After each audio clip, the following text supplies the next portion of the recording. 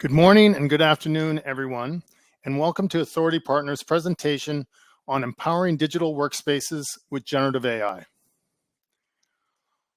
Our agenda is direct, beginning with why generative AI, followed by Authority Partners' design and innovation journey, and that will then lead into our live demo of a few of our generative AI solutions, ending with a quick overview of Authority Partners and our value prop.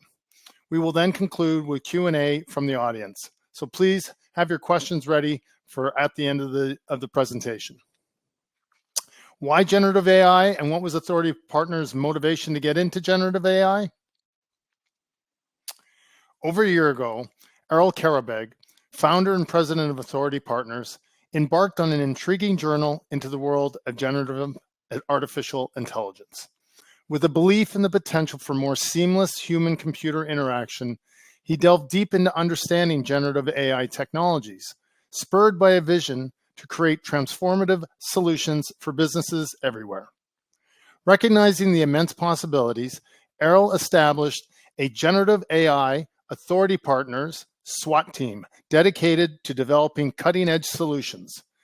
Inspired by this transformative capabilities of generative AI, and in particular GPT, or Generative Pre-trained Transformer, he envisioned a future where enterprises could benefit from an innovative generative AI-driven solution. Now equipped with a profound understanding of these Gen AI principles and honed through months of relentless study, Authority Partner is poised to redefine software development. Having launched our inaugural generative AI solution a year ago, and after hosting multiple webinars on the topic over the last 12 months, Authority Partners boldly leads the charge into the realm of Gen AI agents. Again, our purpose is to revolutionize the way businesses interact with their data and services, making these interactions as natural as speaking to a human colleague. We aim to enhance user engagement, streamline operations, and unlock new levels of efficiency and innovation by allowing users to communicate with enterprise systems using natural language. Now let me pass it over to my colleague, Austin Duncan, VP of Service Delivery at Authority Partners, to discuss our design and innovation journey.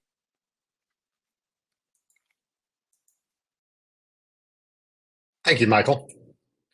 Leveraging AI, VC firm Social Capital Partners launched 8090 LLC with the belief that they can quickly iterate and replace existing SaaS platforms with 80% of the feature set at 90% of the discount. The belief behind this is that AI will allow for new development to rapidly catch up to existing platforms in a fraction of the time at a fraction of the cost. At Authority Partners, we believe in the same core concept. Generative AI will allow for rapid innovation, decreasing initial investment costs and delivering with high quality. And that's just the beginning. How are we different in our approach? Let's talk about that. Our approach is fundamentally different because we prioritize the natural and intuitive interactions between users and technology. Unlike traditional interfaces that require users to adapt to technology, our generative agents adapt to the users, understanding their natural language and intentions. This human-centric approach is powered by a sophisticated architecture that integrates security, conversation management, prompt management, long-term memory, data source integrations, which we'll call data adapters, and API integrations, which we'll call service adapters. This architecture not only supports the seamless integration of enterprise data and services, but also ensures that the integrations are secure and tailored to the specific needs and permissions of each user. By focusing on the user experience and leveraging the latest advancements in generative AI, our approach breaks down the barriers between complex enterprise systems and the people who use them. How does our approach make our agents smarter? Well, let's talk about that. First, contextual understanding. By using generative agents that can process natural language, the system gains a deeper understanding of the user's queries and intentions. This allows for more accurate and relevant responses, as the system can contextualize requests within the broader scope of enterprise data and services. Second, adaptive learning. The system continuously learns from interactions, improving its ability to respond to queries and execute tasks over time. This adaptive learning process ensures that the system becomes more efficient and effective, tailoring responses to the evolving needs of the business and its users. Third, cross-functional integrations. The smart architecture allows for the integration of diverse data sets and services, enabling the generative agents to pull information and execute tasks across different domains within the enterprise. This functional capability enhances decision-making and operational effectiveness and efficiency, as users can access a holistic view of the enterprise landscape through natural language interactions. And finally, security and personalization. By integrating advanced security protocols and personalization features, the system smartly manages to access the data and services based on the user's roles and permissions. This is not only to protect sensitive information, but to ensure that users have a prioritized and personalized user experience, further enhancing the system's effectiveness and user satisfaction. Our approach, centered on natural interactions between users and technology, make the system smarter by enhancing its contextual understanding, adaptive learning capabilities, cross-functional integrations, and personalized user experiences. This aligns with our core purpose of revolutionizing enterprise interactions, making the technology more accessible, intuitive, and efficient for everyone involved. And now, I want to pass this over to Carlos to show what our agents can do.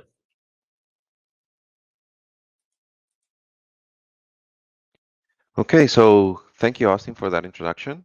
I'm Carlos Tejada, and I'll take you through what generative agents are, and also we will talk a bit about how we started when ChatGPT popularized LLMs. How has been how has been your journey since a year ago, and after that I'm going to go through a quick demo to showcase some of the capabilities that our generative agents have, or APGA engine. So let's now talk about what agents are. Agents are actually entities, virtual entities, generative agents that are based on LLM technology. And these generative agents can execute actions and modify the world on our behalf. These agents can plan and can do other things, but we will see a bit more detail on that in a moment. But with that, knowing what agents are, and actually, I would actually like to talk about LLMs because I'm talking about agents. And LLMs are the technology, again, that powers them, and are basically this big brain that is comprised of artificial neurons that are trying to predict what's going to happen next, or what's the next token, what's the next word or letter that follows up whatever the message was before. So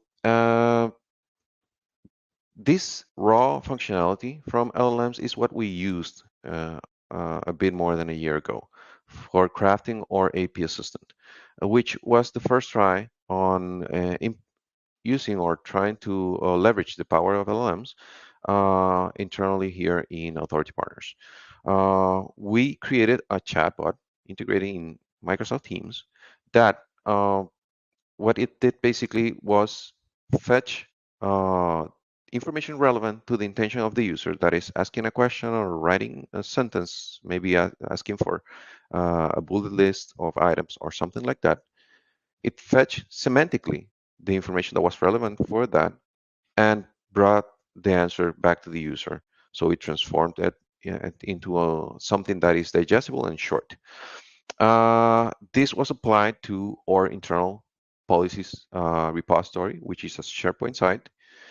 So we created a connector that connects to that and kept the data up to date and brought us the answers. As you can see here, we asked the chatbot a question, and it gave us the details of the Scrum Master duties, and it showed also two references for it. It fetched information from the AP teamwork policy, but also the AP roles overview policy. So that's how it created its answer. So this was the first version. But after that, early last year, we also encountered a paper about generative agents And this paper basically laid out what would be the foundation for what generative agents are nowadays. We consider generative agents, and let's expand the definition that I just gave, these entities that have memory, that can retrieve information that is relevant to what's happening, retrieve memories that they have. They can plan based on the intention or the goal that you give them. And also they can reflect upon the actions that they take in the world or the memories that they create based on the actions or the interaction they have with you. And finally, and I already mentioned, they act on the world. They modify the world around you. Uh, so if you want to send an email and you want to draft it first, but that draft needs to come from documentation that you have in a repository, but also you want to combine it and for it to follow your policies and your guidelines, then you can do all that, asking the agent to execute that type of action. You can also ask it to draft features or PBIs if you have an integration. With Azure DevOps or Jira or any other project management tool that you have. So with that, that sparked our imagination, and we started building what we call Micro AI, which is a demo environment that we have to present the capabilities of our APGA engine, which is what Micro AI connects to in the backend. Micro AI basically showcases all these skills, and you will see all the details now in a moment when I start the demo, in which how easy it is to configure these agents and what are their capabilities or some of the capabilities that we have been building so far. So now, before I start with the demo, actually, I would like to invite you to take notes while I'm presenting the demo. So when we get to our Q&A session, you can ask us and we can answer all your questions.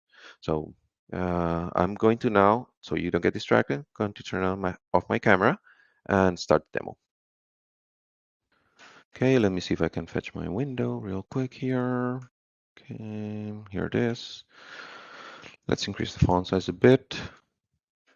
Okay, and let's ask it something about the sprint. Why not? Okay. What is the length of a sprint? I think this would be a good question.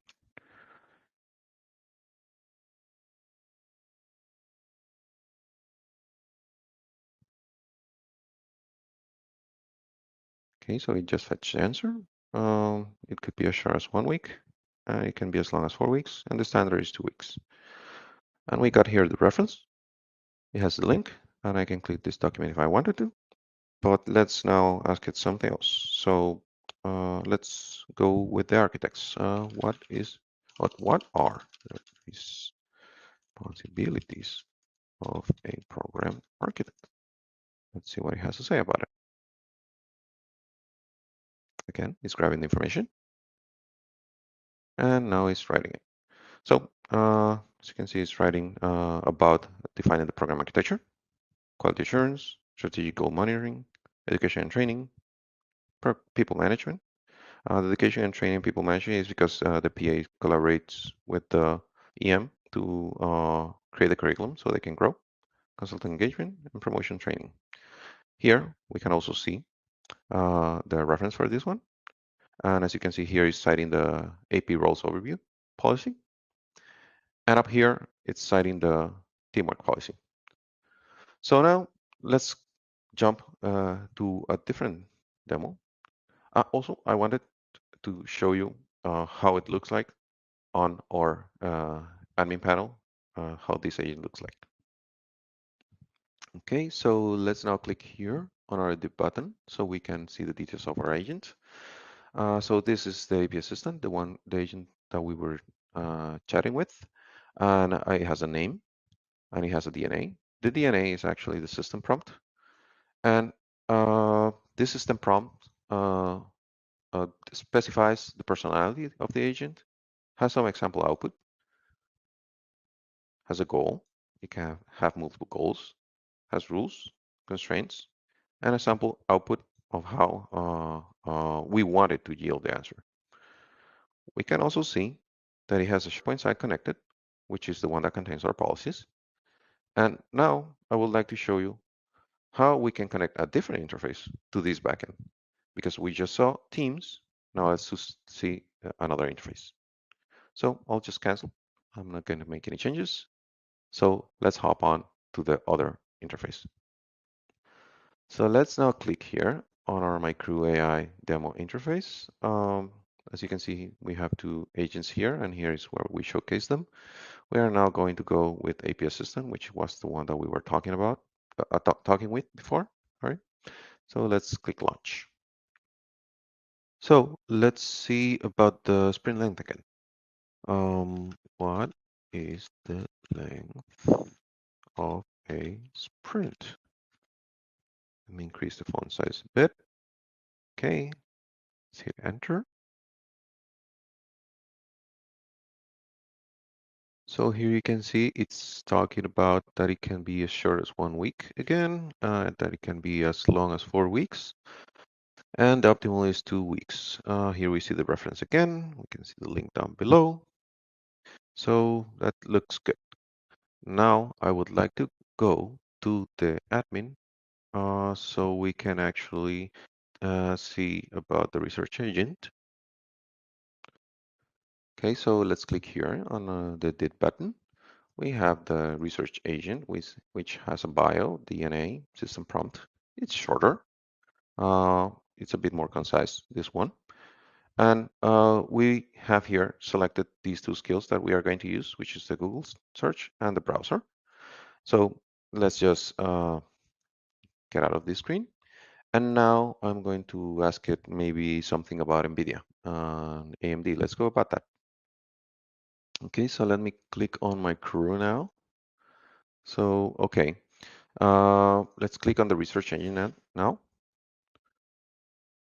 And let's ask it about the latest NVIDIA financial results. So, what are the latest NVIDIA financial results?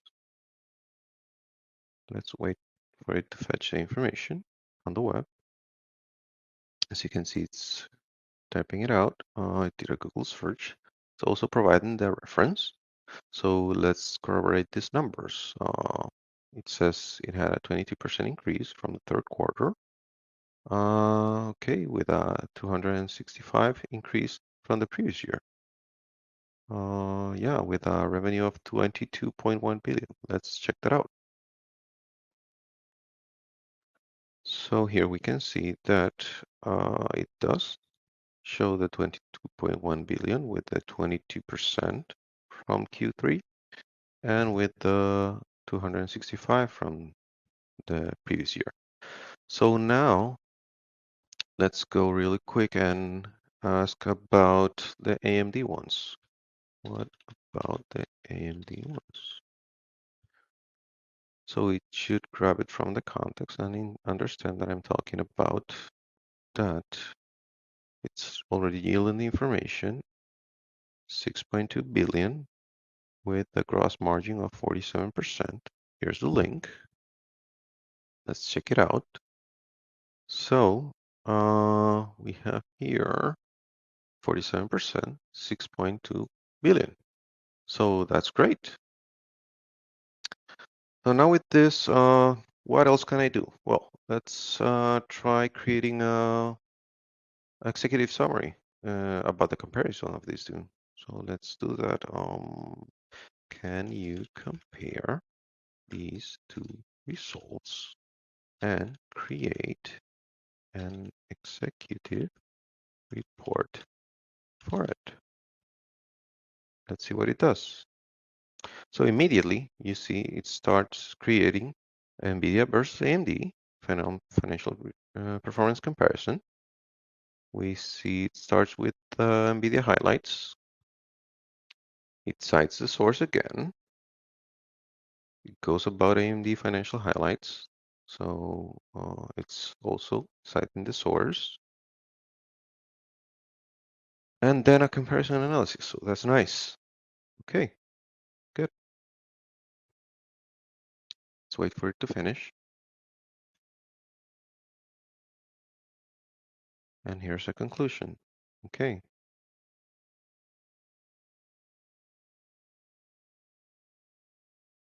So this is very nice, basically. It did the full comparison that we asked for, showing the sources again, and a conclusion.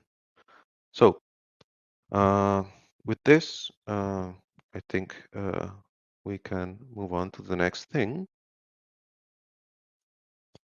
And it is basically going to the research agent once again. We want to configure this. This is our YouTube data adapter, one instance of it. And we configured it with the data from our partners on strategy. They help us strategize. And if you need help with your strategic planning, please consult with them. So let's save this and let's go back to our conversation. And let's say that I want it to create some OKRs for AMD to catch up with NVIDIA. So let's say, can you please write OKRs for AMD? Let's go about it and forget about the question mark. So let's see what it does now. So it's thinking. So you can see here that it's creating the OKRs for me. It's okay, has 4 objectives so far, 5 objectives, and then these OKRs are designed to be specific, measurable, achievable, relevant, and time-bound. Smart. Okay, that's good. So that's about it for this one. And now let's talk about AP Assistant again. Okay, so let's go and check out real quick the skills that our AP Assistant have, because actually I want to add this other skill. This skill here, APMS B7, is actually a skill that we have to integrate the agent with one of our internal systems. This system is for providing feedback to other consultants, and it's something that we do here in Authority Partners.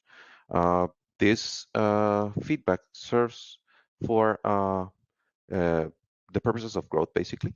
When you think there's something that another colleague of yours could improve, you can provide feedback for that, but also this also serves as a mechanism to congratulate our colleagues and team members. So when they do something good and we want to encourage them to keep doing that, then we just provide that feedback. So people feel that they are making progress and growing on their career paths. So there are a couple of things here. We have a couple of endpoints. The types of feedback that we can have, they are classified by skills. There are 5 of them, and the agent can grab those through the get skills endpoint. Also, when we prompt for a user or a consultant, it will search it using this endpoint to see if it exists. And with that, and in combination with the submit suggest feedback, it will submit the feedback into our system. So now let's see how that would look like. So I'll click save here, and then I'll jump right into my crew again. Let's create a new conversation. Let's start a new conversation with our AP assistant. So let's use this skill to give feedback to one of my team members. His name is Raymond. So let's say, hey, can you help me give feedback to Raymond? Let's send that. See what he has to say about it. Okay, so it's telling me that I should be writing the content for it and selecting the skills. Okay, let's say Raymond is an awesome team lead and is always, always available to help his team members. So let's hit enter.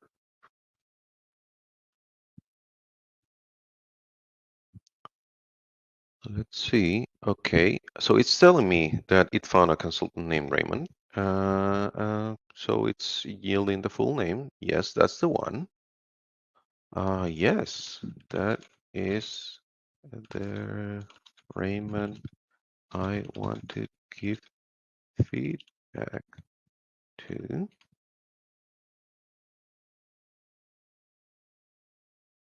And now it's going to proceed with the drafting. It has selected the skills for me also. So it selected client focus and collaboration and achievement orientation. Makes sense based on what I set as input. Let's see. Raymond, your role as a team lead has been exemplary. Your constant availability, and willingness to assist your team members not only demonstrate your commitment to our collective success, but also highlight your exceptional leadership skills. So this is aligned. This looks that, yep, it's all aligned. Let's see what it's saying. Please review this draft. Okay, I did. And okay, I will confirm to submit it. So yes, I like it.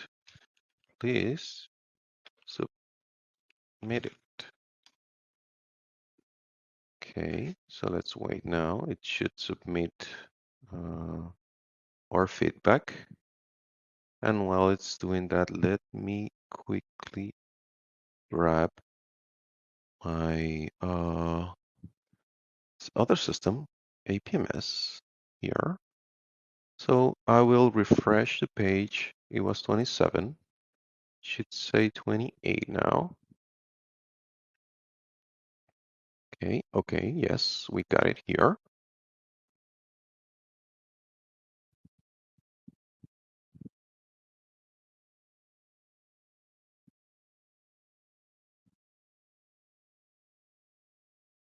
So here, as you can see, it just submitted the one that it proposed, and it says achievement orientation and commitment and client focus and collaboration. So that's good. So let's now go back to our admin. Now I would like to show you something else about our Azure DevOps integration. So let's really quick click on API Assistant. And here we can see that we don't have the Azure DevOps adapter that I need to actually showcase the demo that I plan to show you. So let's go real quick about configuring one. And this will be the same or a similar configuration as the data adapters one. But let's just do it with the one that I need right now. So for that, you have to click Add Service Adapter. So let's give it a simple name. Let's say ADO. And let's select Open API. But before doing that, here you can see two options. The first one is .NET Assembly, and this is for the type of projects that can be created for integration purposes. Maybe you have a legacy system and it doesn't have a spec of a RESTful API with the Open API specification that you can connect to. This allows you to create your custom integration to that legacy system and bring that to the agents so they can use it. You have a class library, a set of classes that you can and interfaces that you can implement and inherit from, and it is super simple to implement. But for this case, I do have an Open API specification because Azure DevOps does have that. So I'm going to click there. Also, before actually adding it, let me grab the file real quick so you can see how it looks like. It's a simple YAML file. Well, not simple, it's long, but it's simple. It's not code. So here it has all the information it needs to actually create the skills and functions that we need to integration. So I'm just going to grab this file and I'm going to add it here. Here you can see it, OpenAPI Azure DevOps YAML. I'm going to click next. And here is showcasing me which skills this service adapter has.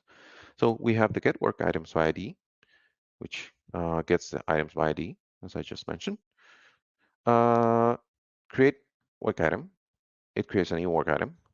Update a work item. So if I have to change something, it can update it. And also it can execute queries to find things. For now, let's go to the configuration tab, and then we will showcase one of these capabilities. So in the configuration, we can see we have support for multiple authorization mechanisms. For this one, in the case of Azure DevOps, we can use personal access token, and that is set up using a basic authorization type. So for the username, we are just going to leave it blank with one space. And for the personal access token, what I'm going to do is I'm going to fetch real quick my one personal access token that I have. This is my token that I generated, and then I'm just going to click save. So here you see, we now have a new skill. So with this new skill, we will be able to actually query Azure DevOps and show you how easy it was to actually hook this up, and that you can do this with any system that you have that has an endpoint to connect to with the OpenAPI specification. So let's now go to configure the agent again. Remember, before we didn't see this skill, this adapter, which has different functions. Before it was just the first three. Okay, so now let's add this one. And also, by the way, you can select individual functions if you don't want to enable all the functions, because maybe you got the specifications for the endpoint from a third party. Maybe someone that you're collaborating with gave you their specifications, and then you just import them and you select the functions that you want. So let's go with this one. Let's click save. And now I'm going to jump in again, and I'm going to actually ask, well, let's create a new chat. So we have a different context, and we are going to ask to fetch something from the from our backlog, basically. So let me fetch something real quick. Give me a moment. Okay, so this one should be good. Let's say please summarize the feature 9375, right?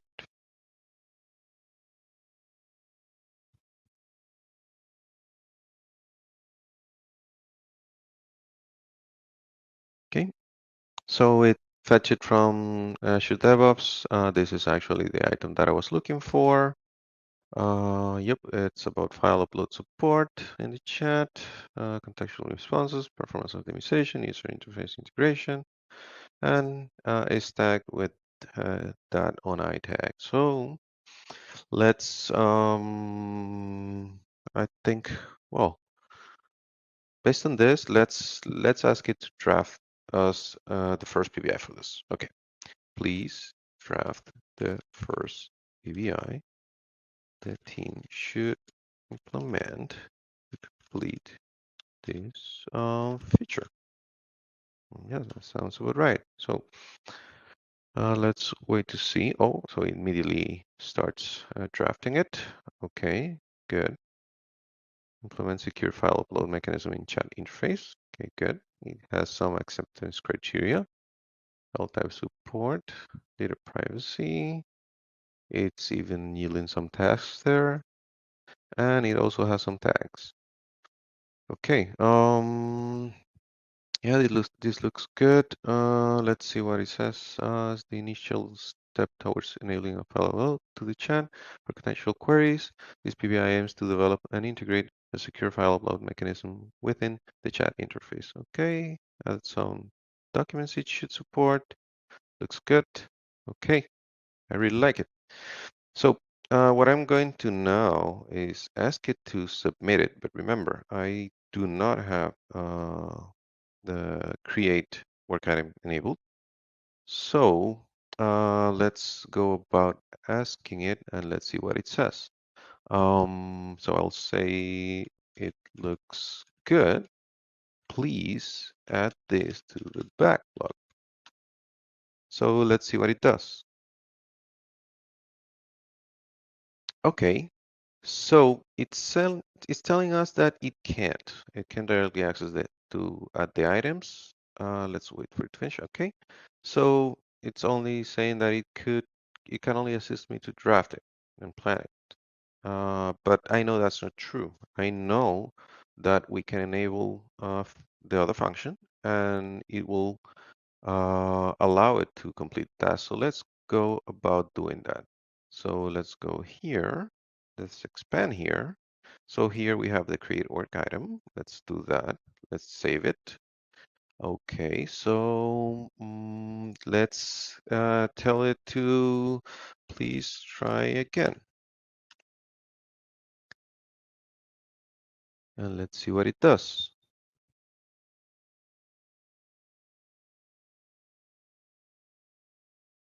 Okay, so it's taking a while. Probably it's because it's doing the work now. It's doing the plan and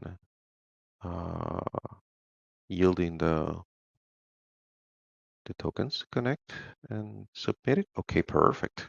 Here it is. And it gave us the ID for it.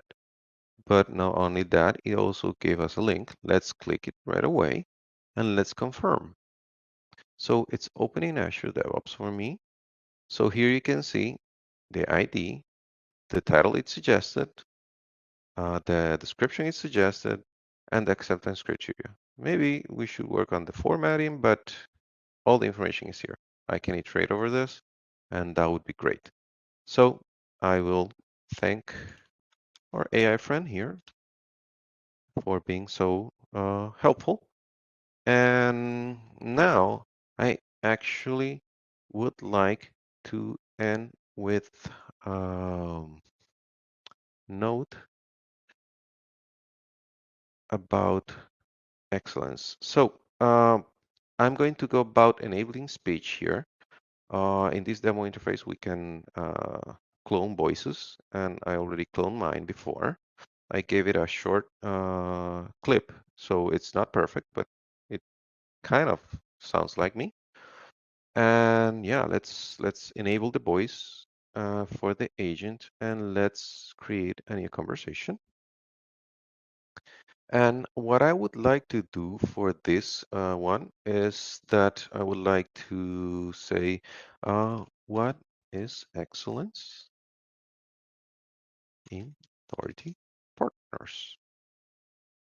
And let's hear from our friend AI here. What is excellence at Authority Partners? So it's yielding the answer. It's highlighting the policy. It has the link. So now let's wait a bit more. Excellence at Authority Partners means having a deep passion for knowledge and being truly devoted to quality. This dedication to excellence guides us as we move along our path to success. It is one of our core values and is embedded in everything we do, create, and develop. This commitment to excellence is fundamental to our style of creating and relating, and it is highly valued and respected within our organization. So with that, we conclude our demo. So now let's go back to our presentation. Okay, so we were back here. Okay, also let me turn on my camera again. So here, uh, let's recap. Austin already mentioned these earlier briefly, but let's go through them again because we showcased them here in our short demo. The first thing is that we saw how our prompt management impacted the performance of our agents. Basically, we are managing the prompt, and the prompt allows we segment it in different sections in which we put the long-term memories and other things of the conversation, so the agent can actually perform its task and yield the results that you're expecting. Security is the most important thing for us, and we have to remark that your data will be secure if you use this solution, because all these components could be deployed in your infrastructure, and the data will not leave your infrastructure, and you can apply all your security policies there. Basically, all the information is indexed by those components, and everything is consumed internally, and then could be connected to your front-end interfaces that you have. Long-term memory.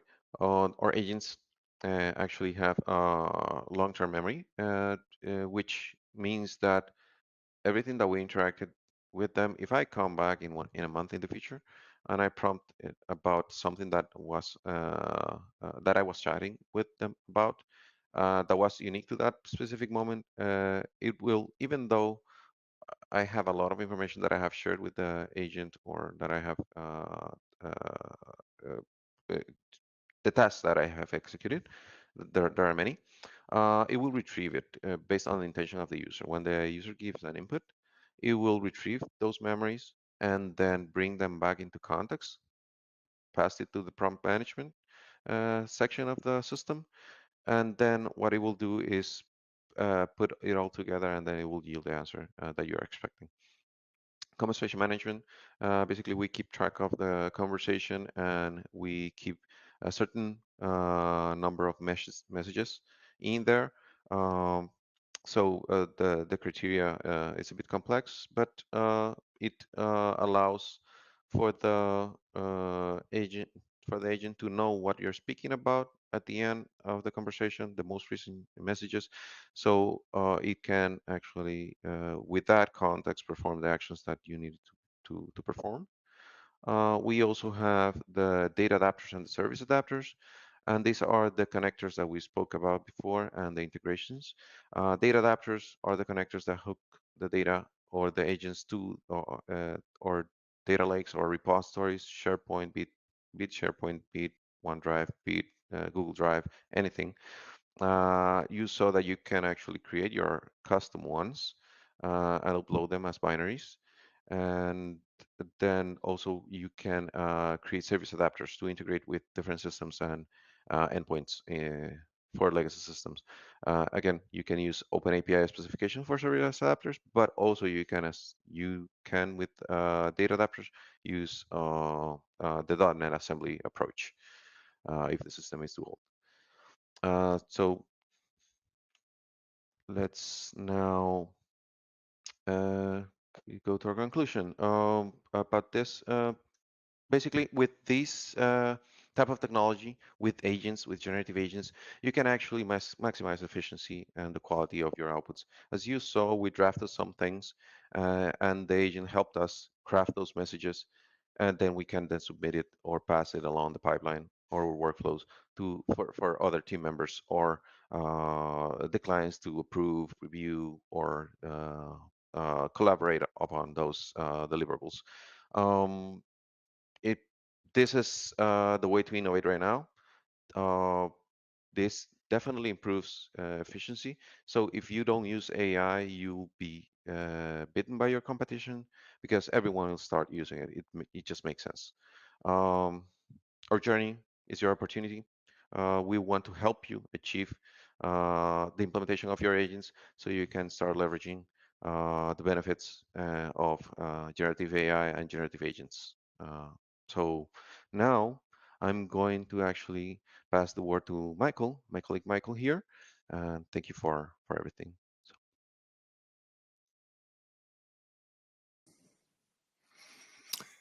Hi there, Michael Loga here again.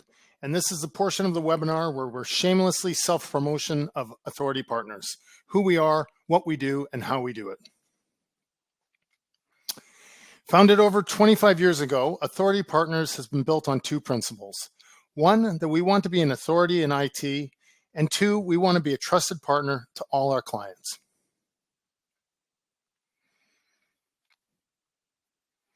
Headquartered and started in Irvine, California, Authority Partners has grown to 2 development centers, one in Sarajevo and another in Istanbul.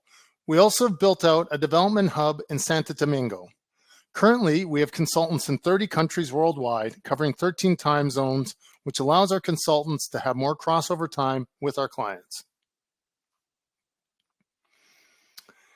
This slide shows the services that we offer as well as how we work with our clients. Starting in the far left, we innovate and transform like the Gen AI as a service that we just discussed. Although we can also do things like traditional product discovery, which can kickstart your product journey. It's ideal for when you're in the initial stage without a clear product vision. Our team works closely with your leaders to ideate on potential product uses and user needs. We also do, moving over to the right, build and manage, or product delivery.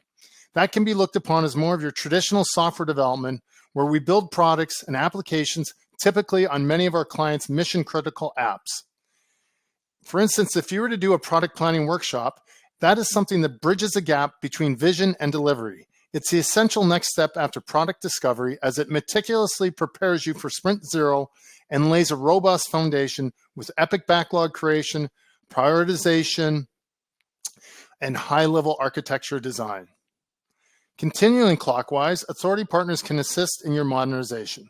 Whether we're reducing your technical depth or moving a legacy app to microservices, we have the skill set to help you on your modernization journey. And last, although not least, is our capacity acceleration. This could be viewed as your more traditional staff augmentation, and when you have a backlog and you just need it to be reduced quickly. This slide is something we're very proud of. It's our value prop, and it talks about what we think helps distinguish us from our competitors. As you can see on the left side, we say the usual things that other software development shops say also. We build great products, we're fast to market, et cetera, et cetera. If you go to a conference, you're going to see everybody say they're faster to market and their people are great and everything else. Well, we really look at the real differentiators, which is the numbers on the right. And starting with our Net Promoter Score, which is 74. The average in software development services firms is 20 to 30. A score above 50 is considered excellent, and a score above 70 is exceptional. And that you can check that through ChatGPT. These scores are also very recent, as we just surveyed our clients this past December. Another thing that we think speaks to our connectivity and our distinguishment is that our average tenure with our clients is 7.6 years. That means we're constantly hitting our deliverables and we're not price gouging. And finally, Authority Partners is known as a great place to work, showing the 4.4 years of employee tenure, which is double the industry average. If anyone would like to further discuss Authority Partners' capabilities or schedule a live generative AI demo, please reach out to myself directly, either via LinkedIn or at my email listed on the slide. This will now move us to the Q&A portion of the presentation, led by Austin and Carlos.